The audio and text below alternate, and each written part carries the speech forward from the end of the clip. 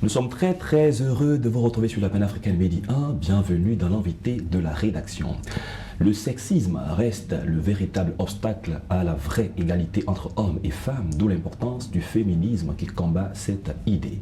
Écrit Raissa Yao, auteur d'un recueil de nouvelles intitulé « Non, ce n'est pas de sa faute ». De qui parle-t-elle dans cet ouvrage et pourquoi estime-t-elle que cette personne n'est pas coupable mais plutôt victime? On en parle dans cet entretien. Nous recevons Raissa Yao sur notre plateau. Bienvenue dans l'invité de la rédaction. Merci. Vous êtes journaliste écrivaine, présidente d'ONG. Et quand on prend la première de couverture, on voit une femme qui est enchaînée en pleurs. Quand on prend la quatrième de couverture, c'est vous qu'on découvre, mais avec un sourire. C'est un contraste. Alors, expliquez-nous un peu cette image de cette femme enchaînée, liée, qui est en pleurs. D'abord, merci pour votre invitation. Sur la première de couverture, effectivement, on voit une fille ou une dame qui est bien vêtue, hein, Oui. en tailleur et qui est un peu bâillonnée. Oui. Alors, c'est cette femme-là qui a envie d'être dans cette société qui se trouve derrière elle. Vous avez des gratte-ciel derrière, elle a envie d'évoluer, elle est intelligente, elle a des diplômes, elle peut travailler, elle peut apporter quelque chose à sa société. Mais malheureusement, il y a trop de lois, il y a trop de préjugés qui l'empêchent de s'épanouir. Et c'est pour tout ça que vous affirmez non, ce n'est pas de sa faute. Oh. Elle a les capacités, elle ne peut pas s'épanouir, donc cela. elle pleure. Mais entrons dans l'ouvrage, dans l'un des chapitres, le premier d'ailleurs, il y a un personnage, Lorraine. Lorraine qui souffre et qui ne sait vraiment pas de quoi elle souffre, mais finalement découvre une endométriose. Alors comment est-ce qu'on en arrive là et quelles sont les conséquences de ce qu'elle vit? Lorraine, quand vous avez lu la nouvelle, Lorraine c'est une fille intelligente, qui apporte quelque chose à la société, à son entreprise, qui permet à son entreprise d'avoir beaucoup d'argent. Ouais. Sauf que Lorraine souffre d'endométriose. L'endométriose, c'est une maladie qui se manifeste pendant les règles. Elles ont de fortes douleurs pendant les règles. Les gens disent, oh, c'est des règles douloureuses, mais c'est au-delà, parce que c'est des fortes douleurs. Vous pouvez trouver une femme qui souffre d'endométriose, qui peut s'évanouir pendant ces règles, quand la douleur est forte et qu'elle ne supporte pas.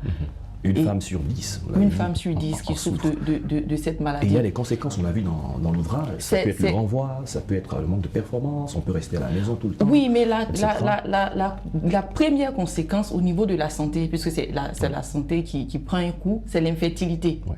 Ces femmes qui souffrent d'endométriose ne pourront pas, pour la plupart du temps, faire des enfants. Et c'est pas une maladie, c'est pas un mal qui se soigne. Là, en ce moment, il n'y a pas de traitement fixe. Il y en a qui se font opérer, il y en a qui suivent des traitements. Non, il faut juste atténuer l'inflammation, les douleurs.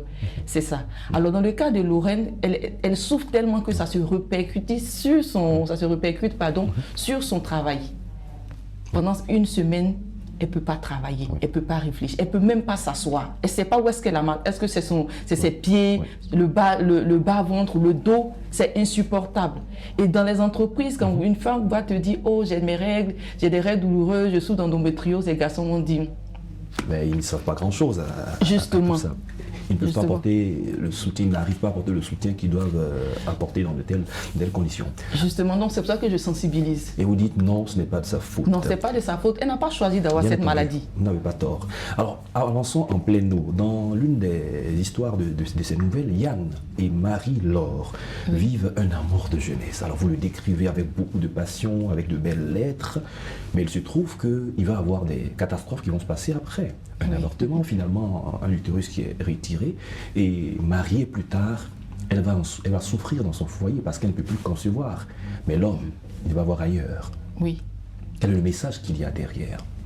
En fait, c'est pour interpeller les uns et les autres. Très bien. Ces jeunes-là, ils se sont connus au lycée. Et vous êtes conscient des amours de collège, amours de lycée. Combien de fois ça peut être fort? Par amour, elle a accepté de faire des sacrifices. Comment est-ce qu'il a fait pour la convaincre quand elle est à l'université en tant qu'étudiante pour faire ce deuxième avortement? Deuxième avortement. Elle se laisse faire. Et quand les conséquences arrivent, il n'assume pas avec elle. Il se crée une autre vie, un autre monde, et elle est seule à en subir les conséquences. Mais là, est-ce que non, ce n'est pas de sa faute à tout son sens en ce moment précis? Qu'est-ce qu'elle a fait? Qu'est-ce qu'elle a fait pour mériter ça? Elle a eu tort d'aimer ce jeune homme-là? Non, pas du tout. Est-ce qu'elle a eu tort de lui prouver son amour? Mais est-ce qu'elle était contrainte à faire tout ce que ce jeune homme lui demande de faire quand on sait que c'est sa santé qui allait prendre un coup. Elle a eu la chance, elle n'est pas décédée. Elle ne pouvait pas prévoir que sa santé allait prendre un coup. Parce que dans ce monde, vous trouverez des femmes qui se sont fait avorter 5 fois, 10 fois, mais qui ont eu la chance, une fois dans un foyer, de concevoir. Elles ne pouvaient pas prévoir ça. Et en tant qu'homme, vous savez combien de fois vous pouvez être convaincant quand vous êtes sûr de l'amour d'une femme. Et là, vous jouez sur ce point. Et là, à ce moment précis, l'homme devait pouvoir l'accompagner et non pas la délaisser. C'est ce que vous décrivez en principe. Exactement. Mais le problème aussi, j'interpelle aussi les femmes par rapport à leur choix. C'est-à-dire que ça avait été un peu plus faute. Elle n'a pas pu. Elle n'a pas pu résister pour la deuxième fois parce que quand elle était étudiante, elle se disait on va finir bientôt les études.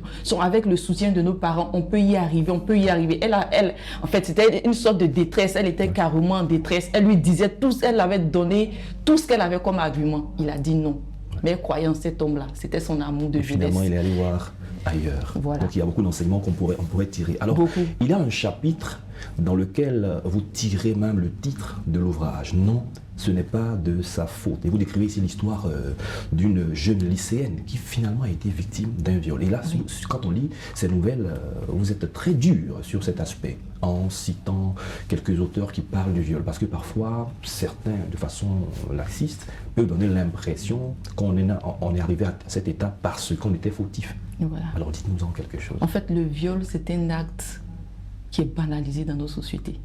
Quand il y a un acte de viol, on se dit, mais elle faisait quoi là-bas? Comment est-ce qu'elle était habillée?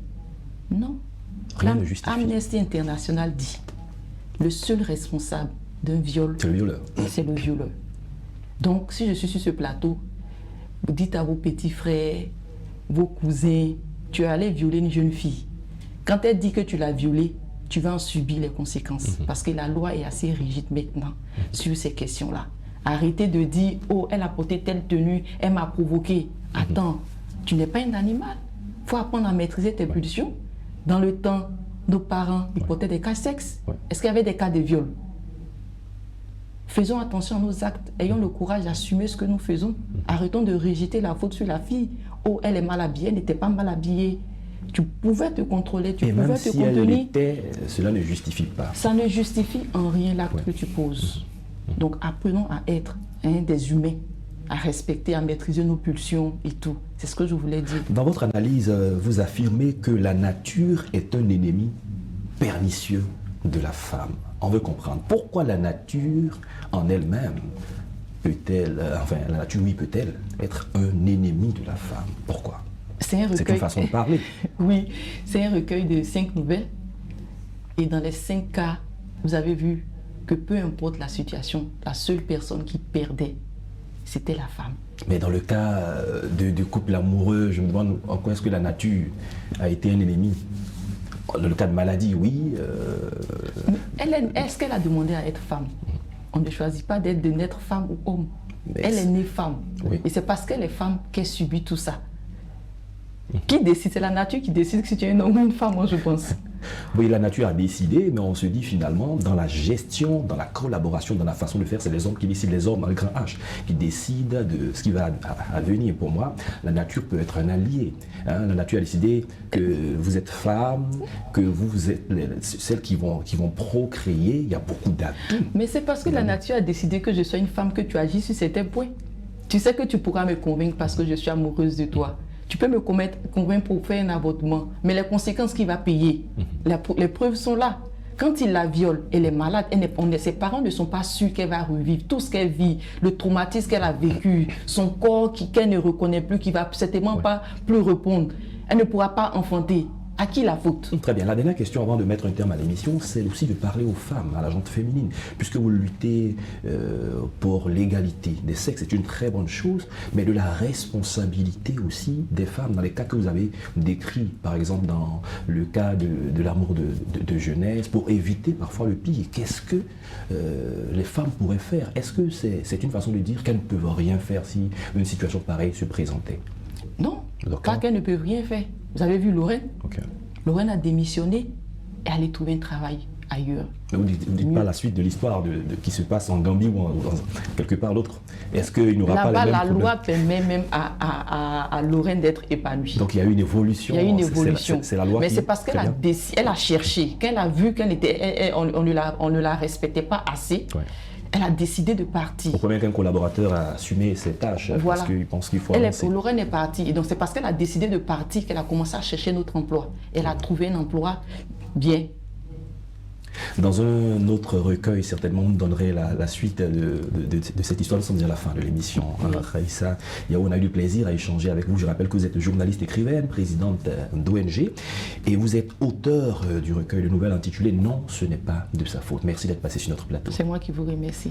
C'est la fin de cette émission. Merci à tous de l'avoir suivi. Bonne suite de nos programmes sur Média.